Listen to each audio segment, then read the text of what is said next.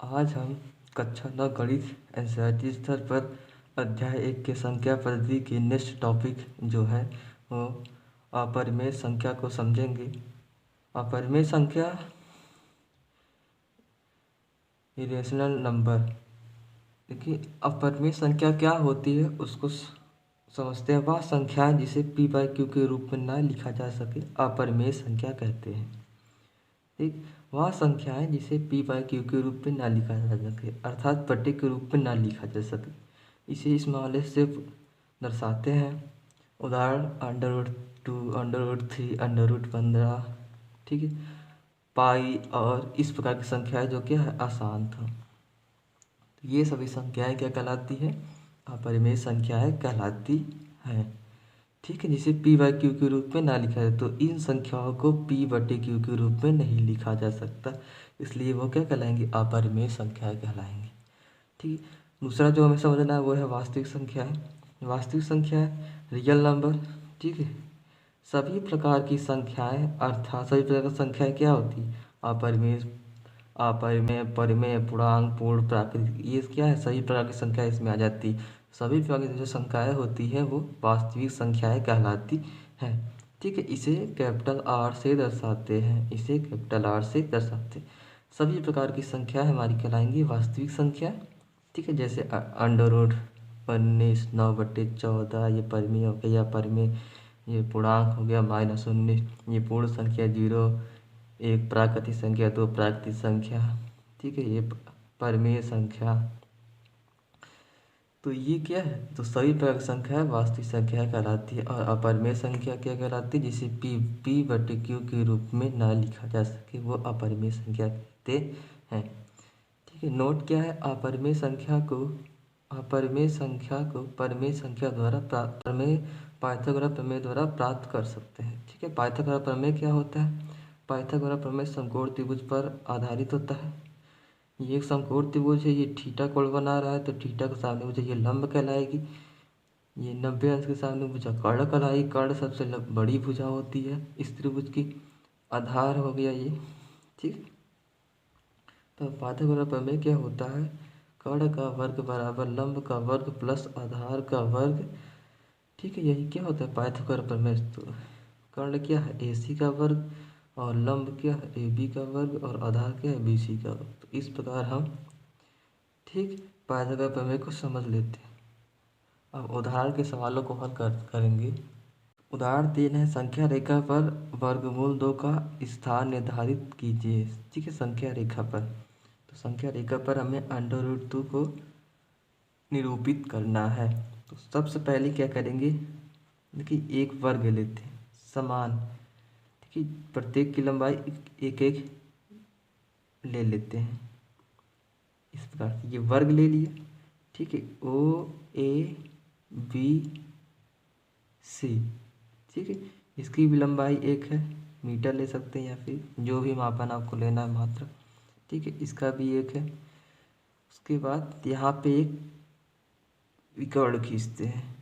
ठीक है, तो ये क्या हो गया? समकोण त्रिभुज हो गया। ये भी 1 है, ये भी 1 है। ठीक है, समकोण त्रिभुज हो गया। तो पाइथागोरस प्रमेय लगाएंगे तो ये क्या होता है? पाइथागोरस प्रमेय से ये कर्ण हो जाएगा, तो कर्ण पाइथागोरस प्रमेय से क्या हो जाएगा? OB का वर्ग बराबर होगा OA का वर्ग प्लस AB का वर्ग। ठीक है, OB हमें ज्ञात करना है। OA क्या है? 1 है, और AB भी 1 है। ठीक है, तो 1 का वर्ग 1 होता है, 1 का वर्ग अर्थात 2 आ जाएगा। तो OB बराबर क्या आ जाएगा? जब वर्ग जो होता है दूसरे पक्ष में जाता है तो वर्गमूल हो जाता है। तो OB का मान √2 आ गया। ठीक है, अर्थात इसका मान कितना है? √2। इसी को हम संख्या रेखा पर प्रदर्शित करते हैं इस प्रकार से। ये 0 हो गया, ये 1, ये 2। इसी प्रकार आगे है, ये -1, -2। इसी प्रकार इस तरफ आगे है। तो यहाँ पे ये भुजा क्या हो गई? एक समान लंबाई का, ठीक है, वर्ग बनाएंगे इस प्रकार से, ठीक है।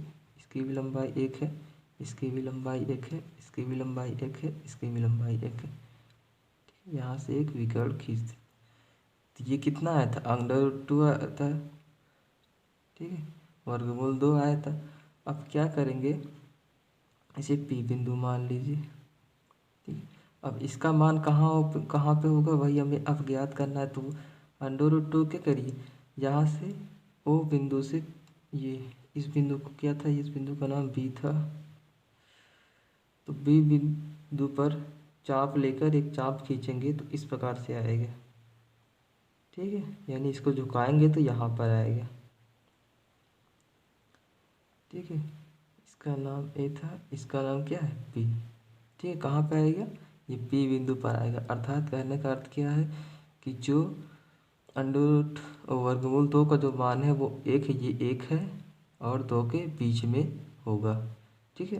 अर्थात इस प्रकार से, ठीक। तो इस प्रकार हम संख्या रेखा पर वर्गमूल 2 का स्थान निर्धारित कर सकते हैं।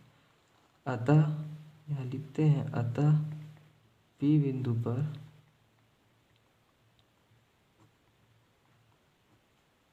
√2 होगा।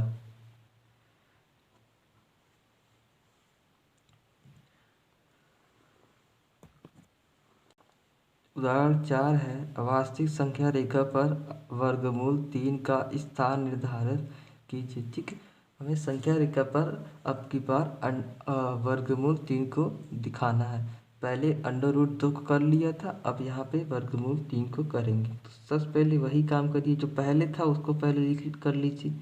तो वर्ग लिया था पिछली बार, अभी वर्ग ले लेते हैं, ठीक है। ये भी 1 है, ये भी 1 है, ये भी 1 है, ये भी 1 है, ठीक है। विकर्ण खींचा था समकोण त्रिभुज बनाने के लिए, ठीक है। यहाँ से पाइथागोरस प्रमेय लगा तो ये कितना आया था, वर्गमूल 2। अब की बार क्या करेंगे, यहाँ से, ठीक, क्योंकि ये मान तो हमें प्राप्त हो गया है। अब इसमें इस भुजा पर हमें एक, ठीक है, यहाँ से एक, ये क्या था, इसे O माने थे, इसे A, इसे B माने थे, इसे C माने थे। तो यहाँ पर EP ओ बी भुजा पर एक लंब खींचते हैं इस प्रकार से। इसकी भी लंबाई कितनी होगी, 1 ही लेंगे, यानी ये जो AB की भुजा है वही भुजा, इसे क्या मान लेंगे, इसे D मान लेते हैं, ठीक है। अब इसको मिला देते हैं। यहाँ पर कंडीशन क्या है कि जो AB की लंबाई होगी वो बराबर होगी BD की लंबाई, ठीक है। तब उस पर क्या डालेंगे, तो जो AB क्या होगा, लंब होगा वो BD की, ठीक है। तब AB की लंबाई बराबर हमें BD की लंबाई लेना है, यानी ये भी कितना है, 1 है, ठीक है।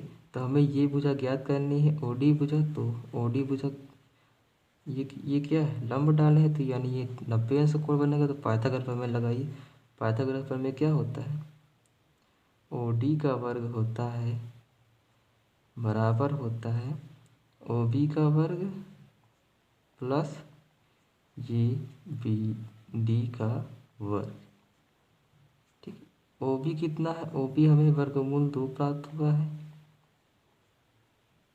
और BD का मान 1 है। वर्गमूल 2 का वर्ग 2 होगा, 1 का वर्ग 1 होगा, अर्थात 3 प्राप्त होगा।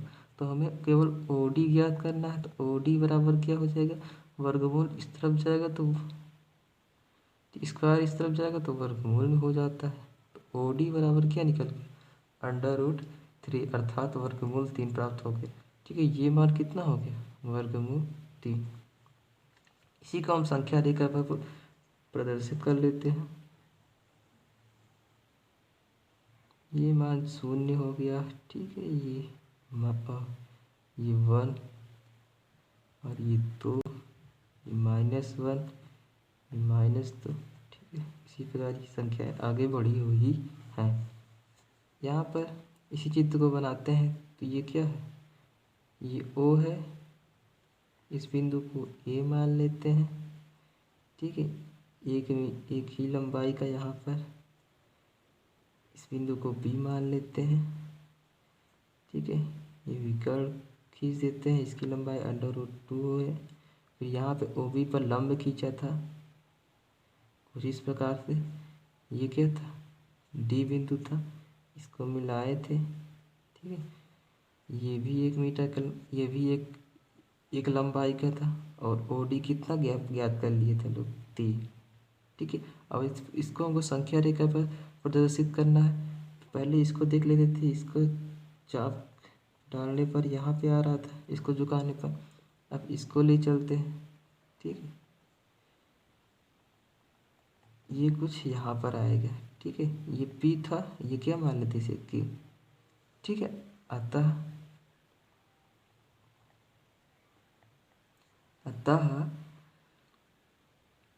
क्यू बिंदु पर